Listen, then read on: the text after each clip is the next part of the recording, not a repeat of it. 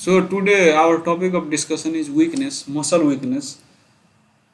So any patient presents to clinic with complaint of muscle weakness, then how to approach that case?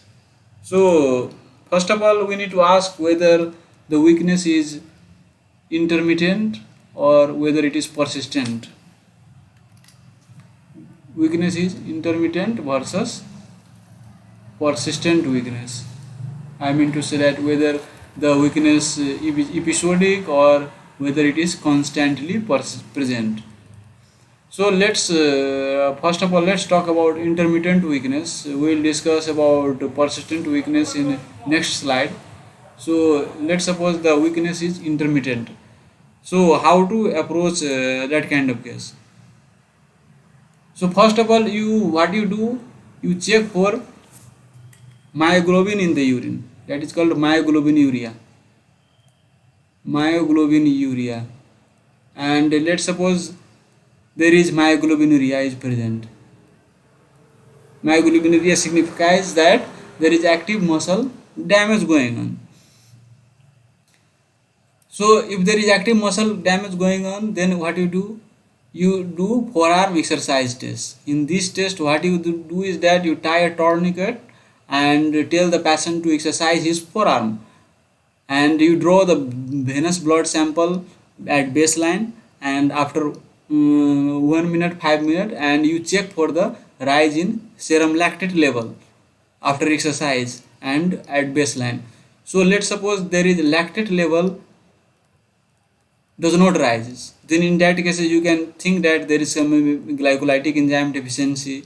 And let's suppose there is normal rise in lactate, then it can be due to CPT, carnitine palmitol transferase deficiency, or other fatty acid metabolism disorders.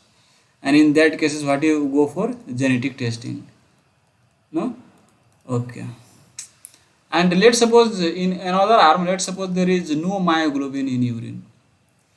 And let's suppose the patient has involvement of extraocular muscles, has ptosis, and bulbar muscles are involved, and in addition to limb muscles involvement. In that cases, what we can do is, next step would be acetylcholine receptor antibody or muscle specific kinase antibody test. Why? Because when you see this constellation, you can think that it can be due to myasthenia gravis, can be due to lambert myasthenic syndrome, or maybe in congenital myasthenia. Okay. So if let's suppose this is positive, then it is acquired seropositive myasthenia gravis. Seropositive. Why I am telling it is seropositive? Because even if these are negative, there can be a myasthenia gravis, that is called seronegative myasthenia gravis. And if you suspect that it is seropositive myasthenia gravis, you do CT test to rule out thymoma. And let's suppose this is negative. So now you can think that it can be due to lambert or can be due to seronegative myasthenia gravis. How to differentiate that?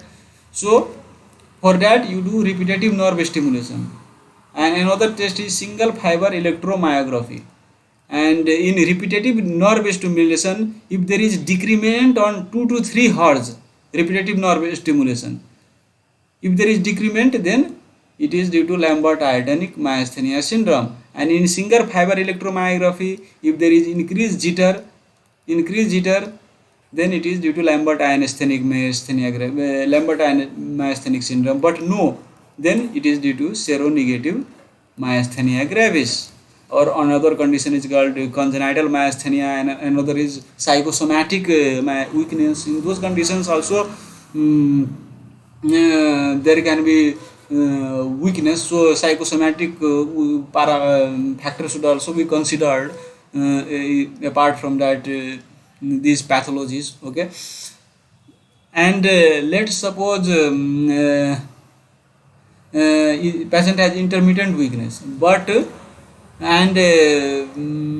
is proximal muscles are more involved than distal muscles. Why I am telling you that? At this point of time, let me tell you one thing. In myopathy, generally we have proximal muscles involvement compared to distal muscles involvement. If you see that distal muscles are predominantly involved, then it should click in your mind that oh, it can be due to neuropathies, okay, but can be due to myopathies. There is a condition called distal myopathies, and even in inclusion body myositis, which is fairly common in elderly. In that also, in upper limb, hand grip is involved, distal muscles are involved, but in leg, quadriceps are involved. Okay, so distal myopathy can also be there. Okay, so now let's come to this point. Intermittent and proximal muscles are more involved than distal muscles, and here you do ECG, and let's suppose ECG is abnormal, prolonged QT, like those things, then there is a genetic syndrome called Anderson-Tawil syndrome. You can check for that genetic test, okay. And let's suppose ECG is normal, ECG is normal, then what you do, you will check for myotonia. If myotonia is present, and you check for potassium. Potassium is, let's suppose, normal or elevated, then there is can be hyperkalemic periodic paralysis or paramyotonia congenita or paramyotonia congenita can be there, okay. And let's suppose that myotonia is no myotonia, tone is not increased, then you check potassium and potassium is low, then it can be hypokalemic periodic paralysis. In these cases, you do genetic testing, DNA test to confirm diagnosis. So this is all about intermittent weakness, episodic weakness. Now let's talk about persistent weakness. Persistent weakness. Okay, guys. So in persistent weakness, there are some disorders, diseases that have some peculiar manifestations. Peculiar means, I mean to say that these are specific groups of muscles are involved.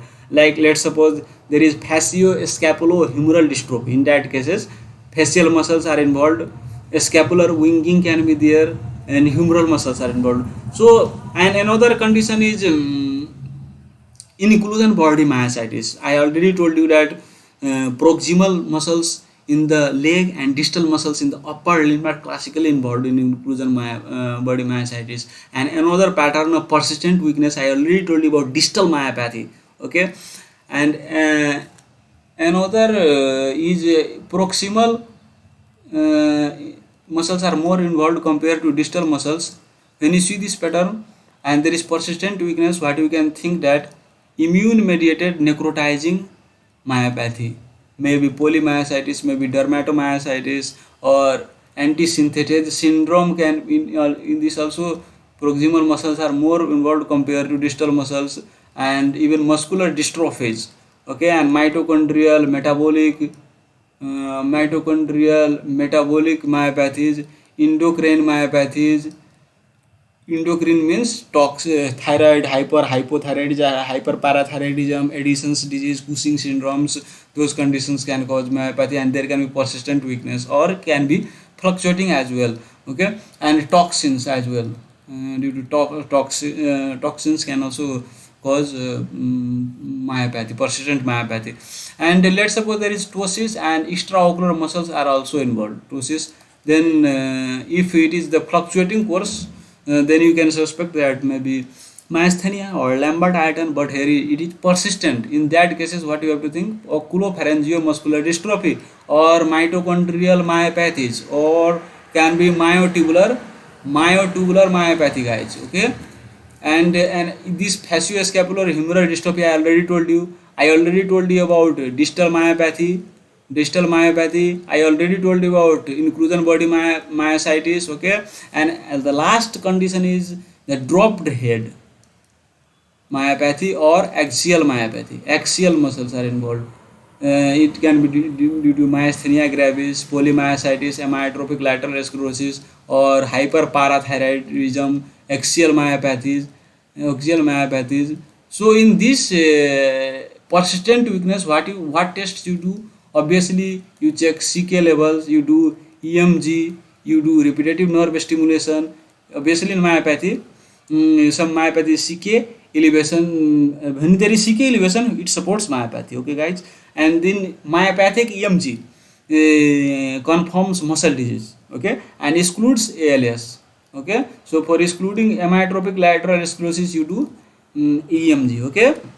and in repetitive abnormal, if there is a repetitive nerve stimulation, you get abnormalities, then it suggests maybe NMJ disorders. NMJ disorders means myasthenia, maybe lambertitis or myasthenic syndrome, botulism, and in those cases you may need to proceed towards DNA testing, because there are so much congenital disorders. Okay, so DNA testing and for inherited myopathies, and then muscle biopsy will help to distinguish many disorders as well.